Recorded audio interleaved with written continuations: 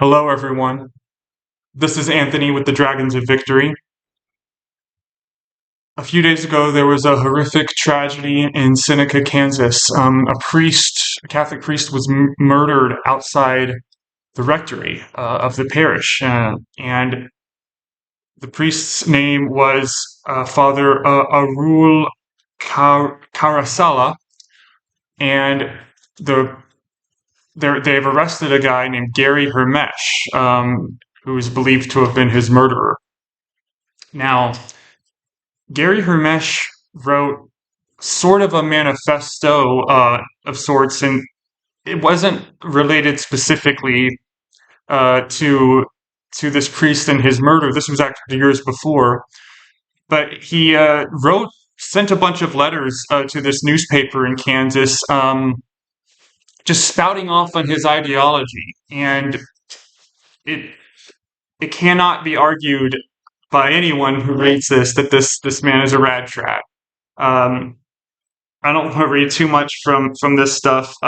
His grammar sucks, so it's hard to piece through a little bit.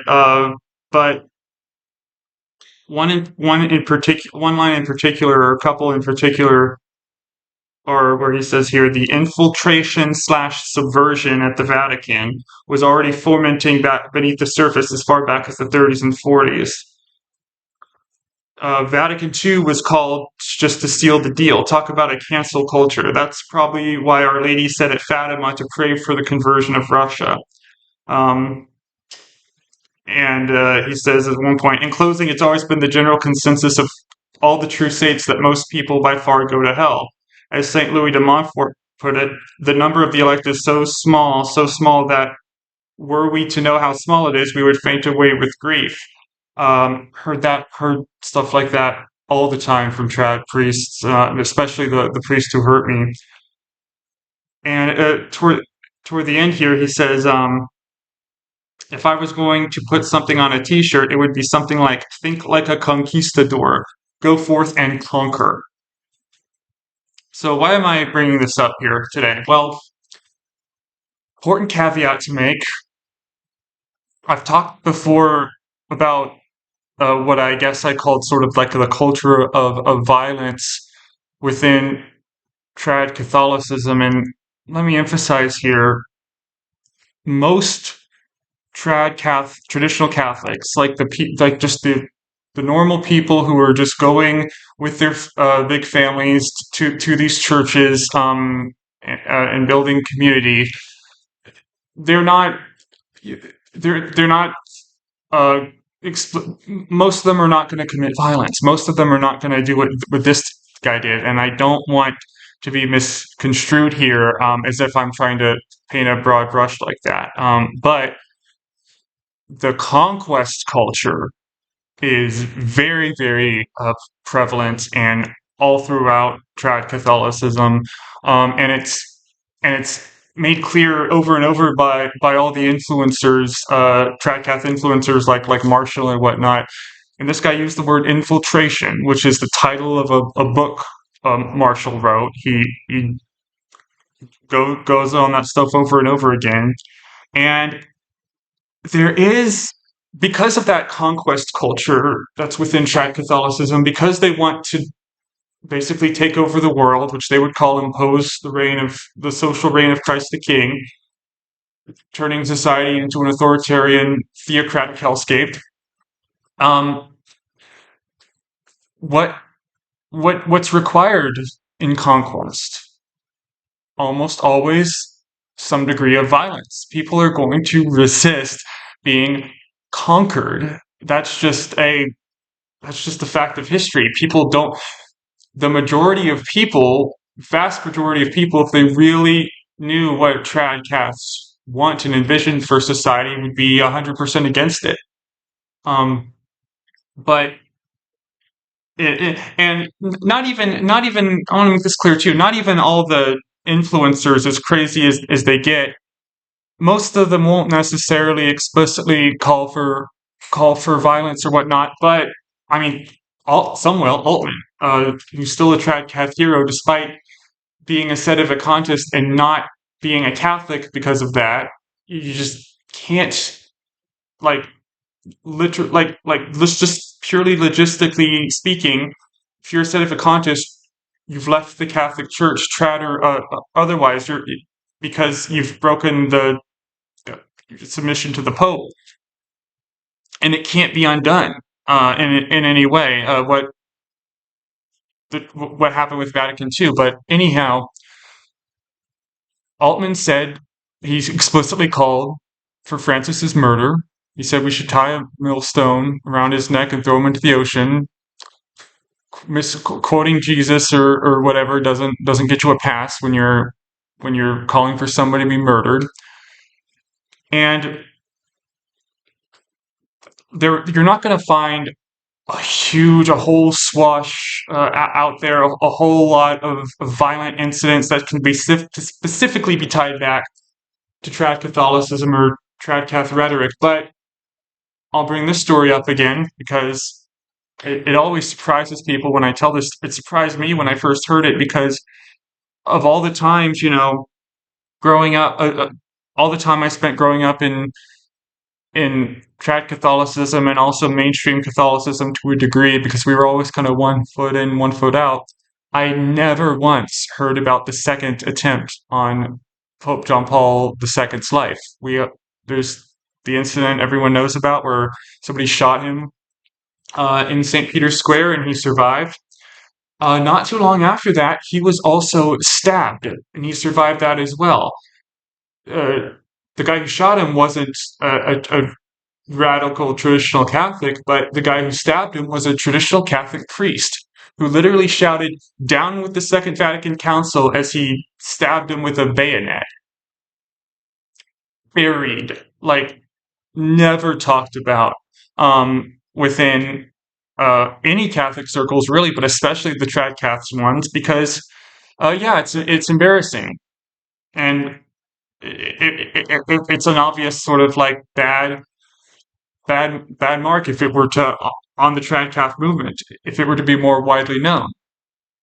But I keep bringing it up to emphasize this point that the rhetoric, the culture, it creates mental instability and mental pain because it's all about the culture is all about suffering and penance and whatnot, and so they just and I've discussed instances of this before. They deliberately pile on the suffering in your life, which means they pile on the trauma. When you get down to brass tacks, they're actively trying to make your life worse in a lot of ways because that's what God wants, and you'll have a greater reward in heaven. And I've always thought that whole aspect of it too is kind of you know the lack of sympathy they have, that the lack of understanding of the pain you're going through, and it's all brushed aside. It's all just, oh, heaven will be great, forget about it. That's a kind of a death cult mindset.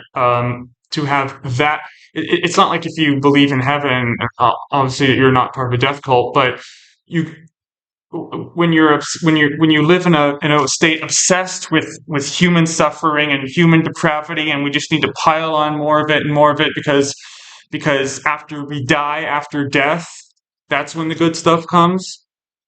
You're getting into death cult territory. I'm sorry.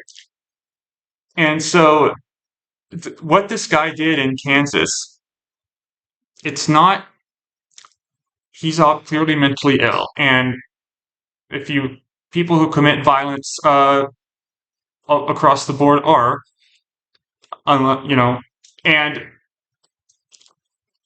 as like I said, I'm not trying to paint with a broad brush here. I'm not trying to say that most trad Catholics are violent people because they're not, but the air they breathe and the environment that they live in and that they want, um, destroys people's peace, destroys people's brains, and that creates perhaps and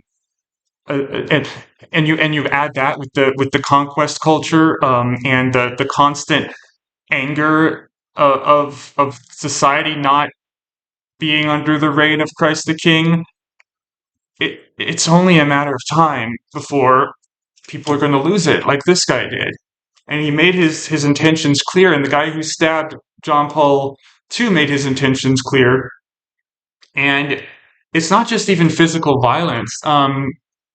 There's a vandalism culture as well when it comes to what they call blasphemy, what they call idolatry. And perfect example of the Pachamama thing, where Taylor Marshall hired this guy, sent him to Rome to commit an act of vandalism by taking a statue and throwing it into the river, and then pretended like he had nothing to do with it when it turned out that he was the guy behind that whole thing. So uh, yeah, Taylor Marshall, you're a filthy liar. And it's it's something that needs to be called out more and needs to be honed in on, because this kind of thing, unless there's a wake up call in the trad movement, unless there's a realigning and an understanding of their behavior and what and the kind of behavior their behavior can lead others to commit. Kind of said that clunkily, sorry, but it's it's a destructive culture. It's a culture that is geared toward or aiming something destructive, and they couch it in all the flowery language about Christ the King and all that, but this has nothing to do with Christ. None of this stuff has any remote bearing on anything Christ actually said. It's it's this whole uh, band of crazies, hardcore trads, I mean, um, that are propping up, using Jesus as a prop and saying we can do whatever we want and say whatever we want and act however we want because we're represented by Jesus, even if what we say and do explicitly contradicts things he said. Perfect example was I still like kind of laugh at this, because Jesus said it's easier for a camel to pass through the eye of a needle than for a rich man to enter the kingdom of heaven. And so clearly that means that the church that Jesus Christ started needs to be in this giant gold palace. They need to be like the wealthiest organization basically on the planet. Because that totally matches that quote about camel, right? Yeah. Um, and another important thing to keep in mind here is that I've looked, it's been a few days now. I haven't found one tradcath commentator influencer talking about this priest's murder, just like they never talk about the second attempt on John Paul's life. So the culture, more so than other cultures, can lead to stuff like this. And yes, there's plenty of political/religious groups you can point out that, based on their structure, would have a higher percentage of events like this, for sure. But I can only speak but I'm best equipped or best suited to comment on cultures like this because it's the one I grew up in. And just getting subjective and going back to my personal memories, I definitely remember a lot of disturbing rhetoric. I remember a lot of joking about the other kid. Obama was president then, and I heard a lot of um, jokes about assassinating him. I saw and that's just the kids. I saw the adults. One of my teachers laughed when he heard a story about somebody who blasphemed or whatever and got punched for it by some hardcore Catholic, and the attitude was like, yeah, that's awesome. And that's the, you know, it went over my head how screwed up that was at the time. But when you when you exist, when you're swimming in that, and when you spend like all your time obsessed with this insoluble problem, this literally unsolvable situation that tradcasts find themselves in, where they just can't handle the fact that they're not dominating everything and not having complete control over society, which is exactly the way narcissists think and operate. And that's just not sustainable. And the crack, the break, the it is almost inevitably going to come for somebody, and that can take the form of leaving Catholicism, joining the mainstream Catholic Church. It could take the form of losing your faith altogether, which would happen to me, or it could take the form of doubling down and perhaps acting out uh, violently and tragically. So if you're still of faith, please pray for this priest. Pray for his soul. And if you are no longer of faith, send him and his family and his congregation who are hurt and traumatized right now. Send them good thoughts and well wishes because they need it. So and let's call out this tradcath behavior more. Let's call out their ridiculous, destructive rhetoric more. So thank you for listening, and I hope you fly away to victory with me. Take care.